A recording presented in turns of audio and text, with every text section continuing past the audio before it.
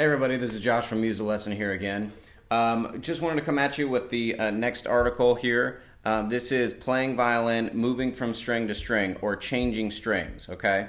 And I wanted to give you string levels as well. I wanted to give you an example of me doing it so you could follow me, okay? So you could follow along and you could execute this as efficiently as possible so you can learn it faster. Okay, very simply, let me just start off by saying there's some science here, okay? We're talking about angles, we're talking about geometry, stuff like that, levels. You've got the violin has what we call, or the fingerboard has what we call a radius. So all the strings are not equal, or not flat rather. They kind of roll, okay? And you'll notice that on your violin. Okay, now we use that, and that's important because it allows us to play one string at a time. Now, I don't want you to try to play multiple strings, okay? So let me just start off by saying, don't try to play multiple strings at once, and what that may produce is when you're changing strings, you may hit other strings and play two strings together. You don't want to slur strings together. That's called slurring. We'll talk more about that later. You don't want to run into other strings while you do this. Try to play one string at a time, okay? And in that vein, what's going to happen is you're going to very, very quickly, for like a nanosecond, stop the bow, change the level of the elbow, and move to the next string. Okay, now, I just said that the elbow, and I want to mention that. The elbow, remember, the elbow dictates what string you're playing at. If your posture's in good order, and you've been really practicing your posture, your bow hold, everything, keeping the wrist straight, so on and so forth, keeping the the top of the hand flat, so on and so forth, your elbow is going to control, or the level of your elbow is going to control what string you're playing on, okay?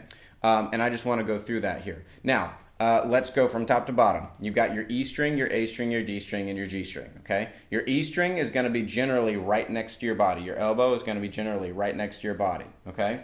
Not on it, ideally. And now if you're leaning forward, your elbow for your E string might touch your body. We don't want that, okay? So we don't want that to happen. So you want to just kind of sit up straight, make sure your spine is erect, make sure your neck is straight, make sure you're level-headed like we've already talked about, so that your elbow, when you're playing the E string, doesn't hit your body, okay? That's very important, all right? So let's go from right here. We're going to start in the middle of the bow, okay? And you can see my elbow is now, I'll sit up a little bit, see my elbow is kind of now above my hip bone, okay? If I'm standing. Of course, I'm seated right now. But if you're standing, your elbow is kind of above your hip bone. It's still kind of above my hip bone even while I'm seated, okay? Now, you can hold the violin two places to do these open strings. You can hold it here at the upper bout, or you can hold it here as if you were going to make some, or play some fingers. I'm going to hold it as if I were going to play some fingers, okay? So let me just give you an example for the E string, okay? So right here,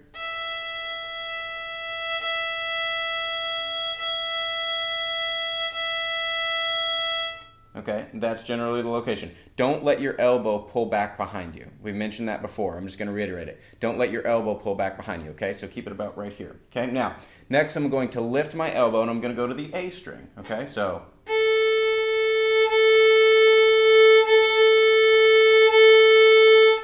okay, all right? So I'm going to lift the elbow. Notice the elbow, the level of the elbow changed, didn't it? Okay? So now I'm a little bit higher, okay?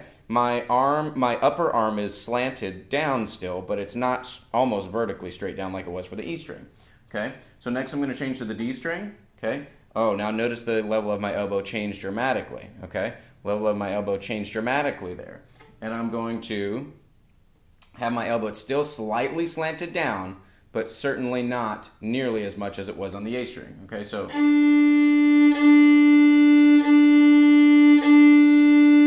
okay? So that's for the D string. Now, for the G string, I'm going to lift it even more.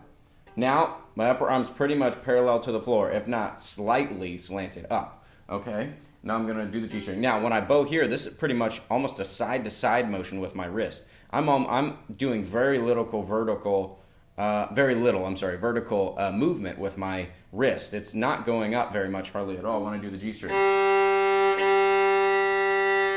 Okay, so just like that, all right? And that's what I want you to try over and over. Now, you can try these exercises quickly, but I would say start them off very slowly, okay? So here's just some very basic things, okay, when you're doing this.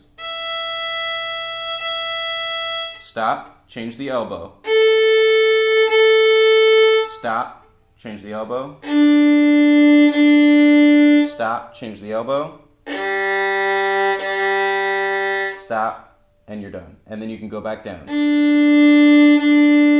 Stop. stop, change the elbow, stop, change the elbow, stop, and then you're done, or you can go back the other direction, okay? Now notice, your elbow is generally always above this hip bone right here, okay? Generally always above or kind of in line with that hip bone, okay, if that makes sense. I want you to make sure that you are aware of that because, again, we don't want that elbow to kick off to the side too far, okay? We don't, similarly, we don't want the elbow too far in front of us either, okay? And of course, this all hinges on whether or not we're holding the violin properly in the correct position, okay? So we want to make sure that we're doing that properly. Okay, this is good for now. Next article is going to be actual exercises for changing the strings. Okay, so this is very basic. Stick with the basics for now. Okay, just doing down, up bows, down bow, up bow. Okay, and then we're going to go into the exercises in the next article and really give you a workout. Okay, I hope this helped you guys. Practice this a good bit, 5 to 10 minutes every day, and I'll see you on the next article.